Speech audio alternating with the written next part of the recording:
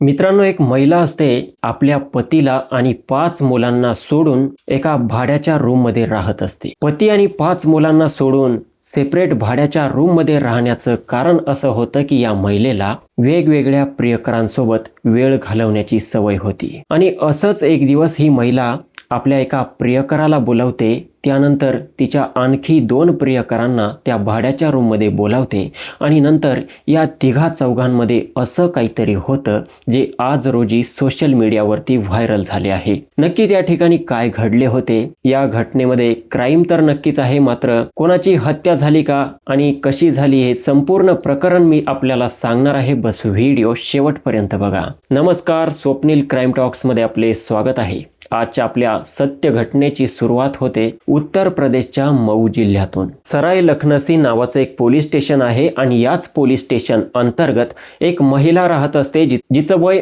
38 वर्ष असतं आणि नाव असतं शेजादी. शेजादी ही विवाहित महिला असते. आपला पती पप्पू सोबत आणि 4 मुलांसोबत अगदी आनंदाने राहत होती. इतर महिलांप्रमाणे तिचा संसार सुरळीत सुरू होता. शेजादीचा जो पती होता पप्पू, हा एक सामान्य व्यक्ती होता आणि मेहनत मजुरी करून आपला घर खर्च चालवत होता. शेजादी घरामध्ये राहून आपल्या 5 मुलांची काळजी घेत होती. आता कधी मार्केटला जाण्याची वेळ आली किंवा कोठेही बाहेर जाण्याची वेळ आली, काही सामान आणायचे असेल, पप्पू तिकडे मेहनत मजुरी करण्यासाठी गेलेला असायचा आणि हे घराचं बाकीचं जे काही महत्त्वाचं काही सामान आणायचं असेल तर ते सर्व सामान आणण्याचं काम ही शेजादीच करत असायची. पप्पूकडून पैसे घेत असायची आणि तिला जेथे जायचं, मार्केटला जायचे, शॉपिंग करण्यासाठी जायचे, तेथे ती जात असायची आणि तिच्या मर्जीप्रमाणे अगदी आनंदाने राहत असायची. अशाच प्रकारे 2023ची बात असते. 2023 मध्ये ही शेजादी आपल्या पतीकडून काही पैसे घेते. पती तिला पैसे देतो आणि पप्पू हा मेहनत मजुरी करण्यासाठी चालला जातो आणि त्यानंतर शेजादी आपल्या 5 मुलांना सांगते की तुम्ही आता येथे राहा, मी मार्केटला जाऊन येते. शेजादी मार्केटमध्ये जाते, तेथे चांगली शॉपिंग वगैरे करते, मौज मजा करते, थोडं हॉटेलमध्ये जेवण वगैरे करते आणि त्यानंतर घरी जाण्याची वेळ येते. तर घरी जाण्यासाठी ती ई रिक्षाची वाट बघू लागते. तर तिच्याजवळ एक ई रिक्षा येऊन थांबते. ई रिक्षामध्ये बसलेला व्यक्ती होता अजगर अली. आता हा अजगर अली जेव्हा या महिलेकडे, शेजादीकडे बघतो तेव्हा त्याच्या मनामध्ये काहीतरी वेगळ्या गोष्टी येऊ लागतात. अजगर अली या शेजादीची सुंदरता बघून त्याच्या नियतमध्ये कमी येते आणि त्यानंतर अजगर अली या महिलेजवळ आपली ई रिक्षा थांबवतो आणि शेजादीला बोलतो की कोठे जायचे आहे. शेजादी बोलते की मला माझ्या गावी जायचे आहे, मी येथे येथे राहते. अजगर अली बोलतो की ठीक आहे, माझ्या ई रिक्षामध्ये बसा. आता ही शेजादी अजगर अलीच्या ई रिक्षामध्ये बसते आणि त्यानंतर अजगर अली तिच्यासोबत प्रेमाने गोड गोड गप्पा गोष्टी करू लागतो. तुम्ही कुठे राहता, काय करता, तुमचे पती काय करता. शेजादी देखील सर्व काही या अजगर अलीला, अंजान व्यक्तीला सांगू लागते. शेजादी आपलं दुखडं याला सांगू लागते. शेजादी बोलते की काय करू, पती बस मेहनत मजुरी करतो, जास्त काही कमावू शकत नाही आणि 5 मुलांना जन्म देऊन बसले आहे. घराचा खर्च देखील व्यवस्थित चालत नाही, मात्र कसं तरी मन मारून जगावं लागतं.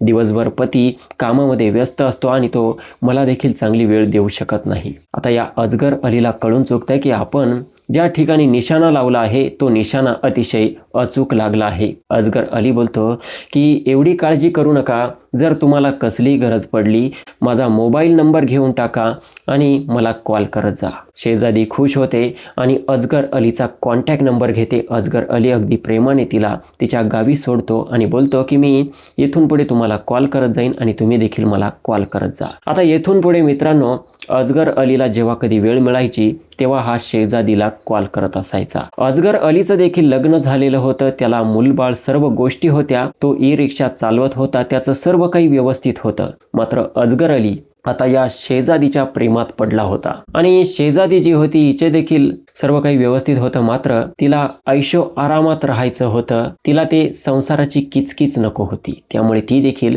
या अजगर अलीच्या प्रेमात पडली. दोघांमध्ये आता तासनतास बोलणं होऊ लागलं आणि नंतर अशी देखील वेळ आली की अजगर अली बोलला की आता मला तुमच्यासोबत वेळ घालवण्याची इच्छा झाली आहे. शेजादी बोलते की मग अडचण कसली आहे, माझा पती मेहनत मजुरी करण्यासाठी जातो, मुलं घरीच राहता, मला घेण्यासाठी आहे आणि जेथे घेऊन जायचे असेल तेथे घेऊन जा. अजगर अली ती ई रिक्षा घेऊन तिच्या गावात येतो, तिला बसवतो आणि त्यांच्या दोघांच्या मर्जीने ते एका हॉटेलमध्ये जातात आणि त्या ठिकाणी त्यांचं वाईट आणि घाणेरडं कामाला सुरुवात होते. आता येथून पुढे मित्रांनो, शेजादी 5 मुलांचा विचार न करता, आपल्या पतीचा विचार न करता या अजगर अलीच्या प्रेमात पडते आणि अजगर अली देखील आपल्या कुटुंबाचा विचार न करता शेजादीच्या प्रेमात पडतो, तिच्यासोबत वेळ घालवू लागतो. दोघांमध्ये अनैतिक संबंधाची सुरुवात होते आणि येथून पुढे अजगर अलीला जेव्हा कधी इच्छा होत असायची तेव्हा तो या शेजादीला आपल्या ई रिक्षात बसवून घेत असायचा आणि त्याच्या मर्जीने तिला कोठे घेऊन जात असायचा. दोघांचं हे प्रेम प्रकरण सुरू झाले होते. शेजादीचा आता दुसऱ्या ठिकाणी कॉन्टॅक्ट लागलं होतं, तिकडे सर्व गोष्टी सुरू झाल्या होत्या. तर शेजादी आता पहिल्यासारखं आपल्या पतीवरती, पप्पूवरती प्रेम करत नव्हती, तर पप्पूचा तिला आता तिटकारा येऊ लागला होता आणि ती पप्पूसोबत नियमितपणे वाद घालू लागली होती. आणि या गोष्टीचा या पप्पूला देखील वाईट वाटत होतं. पप्पू विचार करत होता की मी या कुटुंबासाठी, माझ्या पत्नीसाठी, मुलांसाठी मेहनत मजुरी करण्यासाठी जातो आणि माझी पत्नी माझ्यासोबत नेहमी वाद घालते. शेजादीचं ही कटकट इतकी वाढत गेली की या पप्पूला देखील आपल्या पत्नीचा राग येऊ लागला आणि हा पप्पू आपल्या पत्नीला मारहाण देखील करू लागला, जी की त्याची साहजिक गोष्ट आहे. आणि हेच कारण होतं की 2024 मध्ये ही शेजादी पप्पूला बोलते की मला तुझ्यासोबत राहायचंच नाहीये, तू काही कामाचं नाही, तुझ्याकडून माझी कोणतीच इच्छा पूर्ण होऊ शकत नाही. आणि 2024 मध्ये ही शेजादी आपल्या पती पप्पूला तर सोडतेच, मात्र सोबतच 5 मुलांचा देखील विचार करत नाही, त्यांना देखील सोडून देते. पप्पूला बोलते की तुझ्या नावाचे मुलं आहे, तुझं तू बघून घे, आता तुझा आणि माझा, या कुटुंबाचा आणि माझा काही संबंध नाही. आणि एवढं सांगून ही शेजादी मुंगेश्वर सुलतानपूर काशीराम आवास कॉलनी आहे त्या ठिकाणी एक भाड्याचा रूम घेतला जातो आणि त्या ठिकाणी एकटीच अगदी आनंदाने राहू लागते. मात्र आपल्याला वाटते का ही महिला एकटी राहू शकते? तर नाही, हिला सपोर्ट अजगर अलीचा होता. आता या महिलेने संपूर्ण आपलं कॉन्टॅक्ट आपल्या पतीपासून तोडून टाकलं होतं, मुलांपासून तोडून टाकलं होतं. तिला रोखणारं टोकणारं त्या ठिकाणी कोणी नव्हतं. आणि आता अजगर अली जेव्हा कधी त्याची ई रिक्षा घेऊन जात असायचा, शेजादीला भेटत असायचा आणि कधी आपल्या घरी गेल्यानंतर आपल्या पत्नी, मुलांना, घरच्यांना सांगत असायचा की मी आज नाईटला देखील ई रिक्षा चालवणार आहे. आणि एवढे सांगून इकडे शेजादीच्या रूमवरती येऊन राहत असायचा. त्यांच्यामध्ये सर्व गोष्टी पहिल्यासारख्या जसाच्या तशा सुरू होत्या. तर मित्रांनो, अशीच वेळ जात होती. शेजादीच्या जीवनामध्ये अतिशय आनंद होता. 2025 सुरू झाले आणि 2025 मध्ये या शेजादीच्या सर्वात मोठ्या मुलीचं लग्न देखील फिक्स झालं होतं. तिचं लग्न होणार होतं.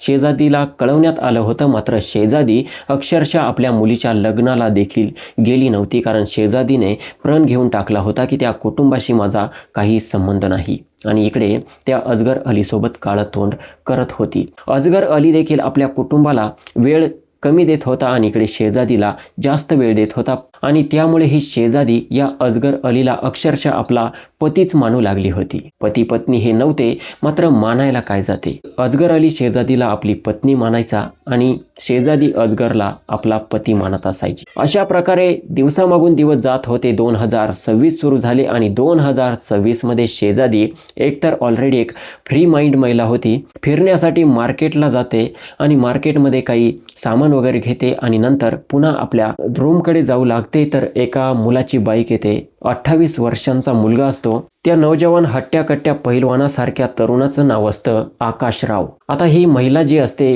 शेजादी या आकाशरावला हात करते. आकाशराव थांबतो आणि आकाशरावला ही शेजादी बोलते की मला लिफ्ट द्या, मला माझ्या रूमवरती जायचे आहे. मात्र आकाशराव जो होता हा अतिशय नाड्याचा ढिल्ला मुलगा होता आणि याचं कॅरेक्टर जरा खराब होतं. मुळात शेजादी देखील अगदी त्याच लेवलची होती. आता शेजादीला हा मुलगा लिफ्ट देतो. आकाशराव बोलतो की बस माझ्या बाईकवरती पाठीमागे. आणि त्यानंतर हा 28 वर्षीय आकाशराव बाईक सुरू करतो. मागे 38 वर्षीय शेजादी बसलेली असते.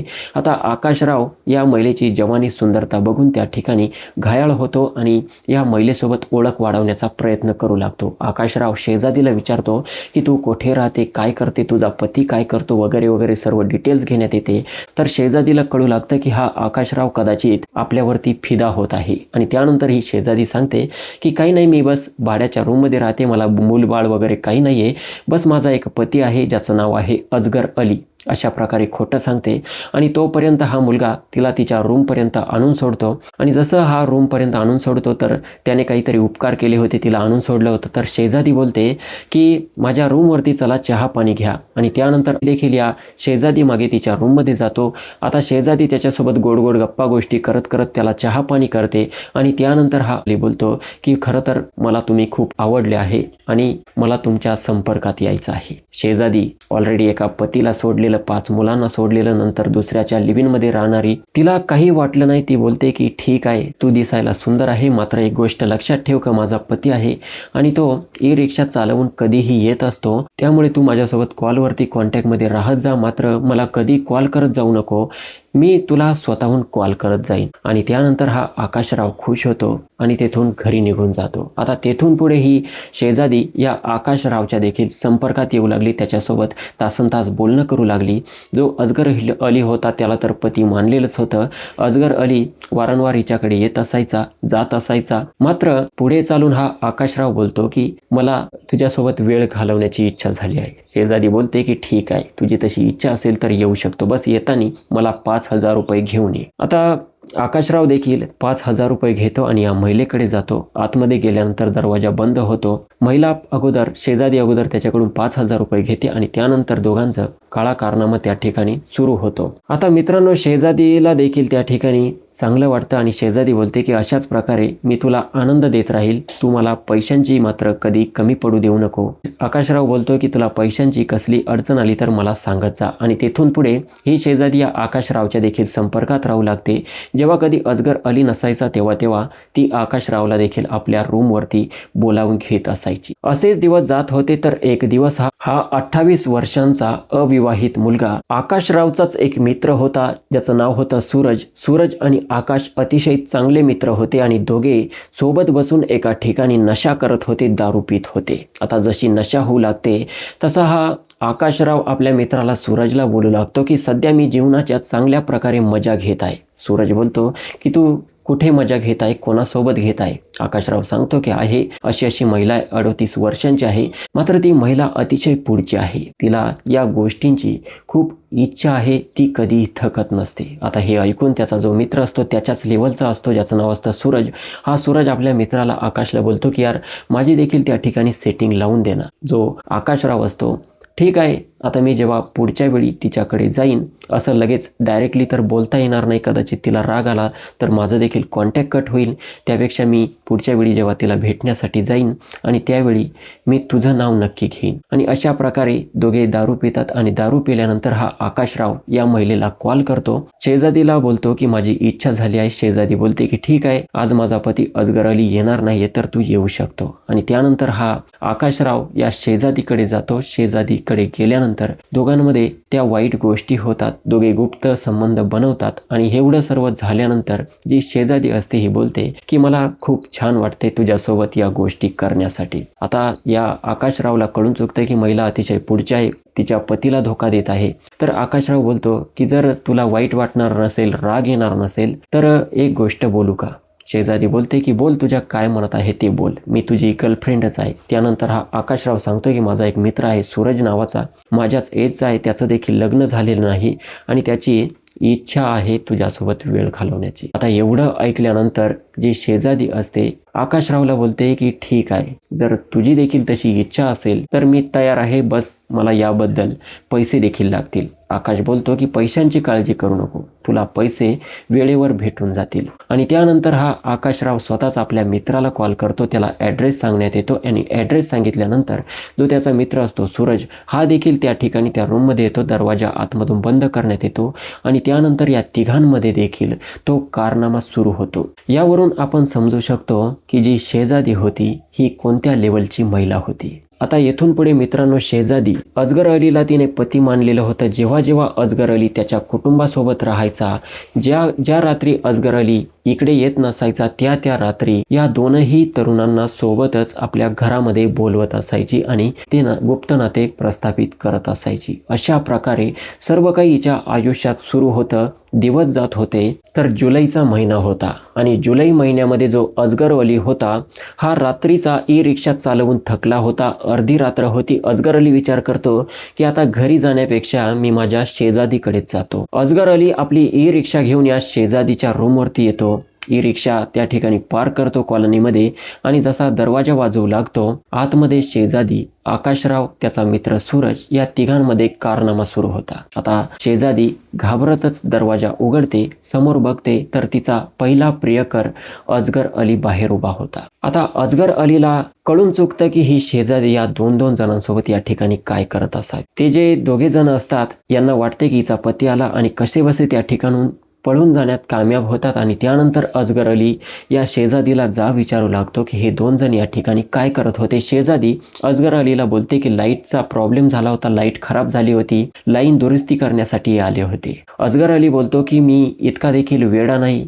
अशा अर्ध्या रात्री लाईट फिटिंग करणारी येत नसतात. मात्र शेजादी हे मान्य करण्यासाठी तयार नव्हती की हे दोघे जण तिचे प्रियकर आहे. मात्र अजगर अलीला सर्व गोष्ट कळून चुकली होती. आता अजगर अली या शेजादीला बोलू लागतो की या अशा वाईट काम तू करू नको, आपले लगभग 2-2.5 वर्षांपासून संबंध आहे, मी तुला माझी पत्नी मानतो, तुझा सर्व खर्च भागवतो, त्यामुळे तू माझ्यासोबत तरी लॉयल राहिली पाहिजे. शेजादी बोलते की हो मी तुझ्यासोबत लॉयलच आहे, त्या मुलांसोबत माझा काही संबंध नाही. मात्र अजगर अलीला डाऊट आला होता आणि अजगर अली आता या शेजादीच्या रूमवरती बारीक लक्ष ठेवू लागला होता आणि पुन्हा एकदा हा अजगर अली त्या दोन तरुणांना या शेजादीच्या रूममधून बाहेर पडताना बघतो आणि यावेळी अजगर अली त्या दोन तरुणांना रस्त्यामध्ये गाठतो आणि त्यांच्यासोबत वाद घालू लागतो. त्यांना बोलतो की तुम्ही शेजादीकडे कशामुळे जाता. आता ते दोन जे तरुण होते हे देखील काही कमी नव्हते, हे देखील या अजगर अलीला धमकी देऊ लागता की तुझा काय संबंध. त्यांनी देखील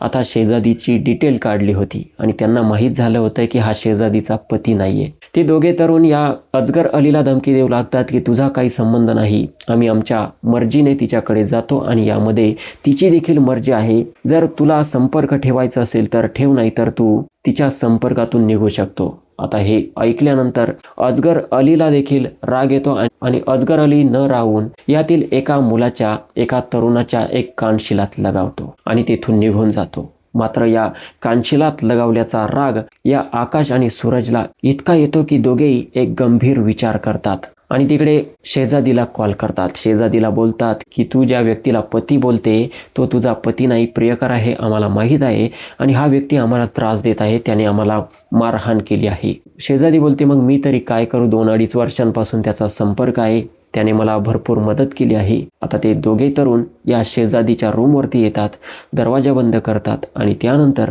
या शेजादीसोबत तिघांमध्ये बोलणं होऊ लागतं. शेजादीला बोलतात की जर आपण याचा काटाच काढून टाकला तर तुला देखील अडचण राहणार नाही आणि आम्हाला देखील अडचण राहणार नाही. अजगर अली जर गेला तर आम्हाला रात्रंदिवस या रूममध्ये राहता येईल. शेजादी लगेच तयार होते. शेजादी बोलते की ठीक आहे, आपण त्याचा गेम ओव्हर करू शकतो आणि अशा प्रकारे तारीख ठरते. 2 ऑगस्ट 2026चा दिवस असतो, रात्रीची वेळ असते. रात्रीच्या वेळी शेजादी अजगर अलीला कॉल करते आणि बोलते की आज मला तुमच्यासोबत वेळ घालवण्याची इच्छा झाली आहे. अजगर अलीला वाटतं की आज स्वतःहून मला बोलत आहे, तिचा मूड आहे तर मी गेलंच पाहिजे.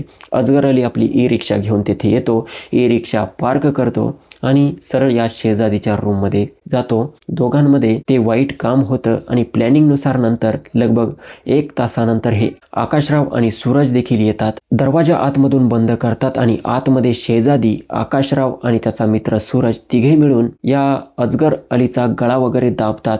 शेजादी देखील त्याचं तोंड दाबून धरते आणि नंतर हे तिघे मिळून चाकूने भोगसून त्या ठिकाणी हत्या करून टाकतात आणि ती हत्या झाल्यानंतर रात्रीच्या 12 वाजता देखील शेजादी, आकाशराव, त्याचा मित्र सूरज तिघांमध्ये ते वाईट कारनामा सुरू होतो. गुप्त नाते बनू लागते आणि लगभग 4 वाजता हे दोघे तरुण शेजादीच्या रूममधून बाहेर पडतात, निघून जातात आणि प्लॅनिंगनुसार मग ही शेजादी 112 नंबरवरती कॉल करून माहिती देते की माझ्या पती अजगर अलीची कोणीतरी हत्या केली आहे. पोलीस घटनेला गांभीर्याने घेतात आणि घटनास्थळी दाखल होतात आणि त्यानंतर बॉडी ताब्यात घेऊन पोस्टमॉर्टमसाठी पाठवण्यात येते आणि नंतर शेजादीला देखील विचारण्यात येतं की हे कसं झालं, काय झालं. शेजादी अतिशय ॲक्टरप्रमाणे नाटक करते की माहीत नाही, मी झोपले होते, माझ्या पतीसोबत रात्री कोण आले आणि त्यांची हत्या करून दोघे जण पळून गेले. खरं तर शेजादी आणि त्या दोघांना वाटत होते की पोलीस पकडूच शकणार नाही. मात्र पोलीस जेव्हा आजूबाजूच्या घरांमध्ये चौकशी करतात, विचारपूस करतात की या ठिकाणी ही महिला या ठिकाणी कशी राहते, काय राहते,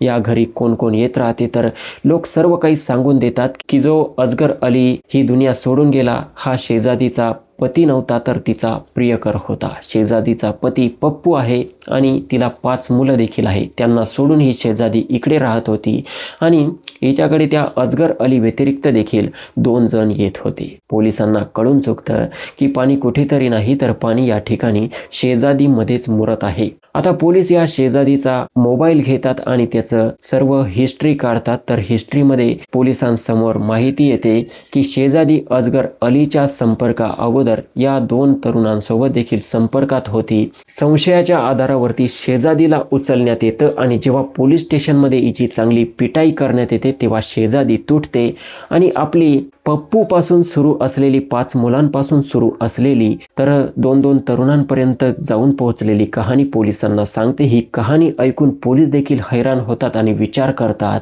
की या दुनियेमध्ये अशी देखील महिला असू शकते का. आणि त्यानंतर लोकेशन ट्रेस करून तिचे ते 2 प्रेमी होते जे की सोबतच रूममध्ये जात असायचे त्यांना देखील उचलण्यात येतं. तिघांविरुद्ध गंभीर कलमांतर्गत गुन्हा दाखल करण्यात आला आहे. आता यांना जी शिक्षा व्हायची ती होणारच आहे. मात्र हे संपूर्ण घटना घडण्याचं कारण बस वासना होती, या व्यतिरिक्त काहीही नव्हतं. अनैतिक संबंध होते आणि जो अजगर अली होता ऑलरेडी त्याला पत्नी होती, मुलं होते, परिवार होता. त्यांच्याकडे लक्ष द्यायचं सोडून या 3 पट महिलेच्या नादाला लागला आणि आपला जीव गमावून बसला. आणि या एकट्या महिलेमुळे शेजादीमुळे अनेक कुटुंब उद्ध्वस्त झाले. महिला अजूनही जिवंत आहे. कदाचित तिला आजीवन कारावासाची शिक्षा मिळेल किंवा पुढे चालून ती पुन्हा आझाद देखील फिरू लागेल आणि काही भरोसा नाही नंतर उतार वयात देखील पुन्हा एखादा प्रियकर शोधेल किंवा त्याच 2 प्रियकरांच्या पुन्हा संपर्कात येऊ लागेल. या संपूर्ण घटनेबद्दल आपले काय मत आहे कमेंट सेक्शनमध्ये मांडू शकता. बाकी या व्हिडिओचा माझा उद्देश कोणाच्याही भावना दुखावणे नाही, अश्लीलतेचा प्रसार करणे नाही तर आपणास जागरूक करण्याचा आहे. व्हिडिओ आवडला असेल तर लाईक करा आणि अशाच सत्य घटना क्राईम स्टोरी नेहमी ऐकत राहण्यासाठी स्वप्नील क्राईम टॉक्स या यूट्यूब चॅनलला सबस्क्राईब करा. पुन्हा भेटूया अशाच सत्य घटनेसह. तोपर्यंत नमस्कार.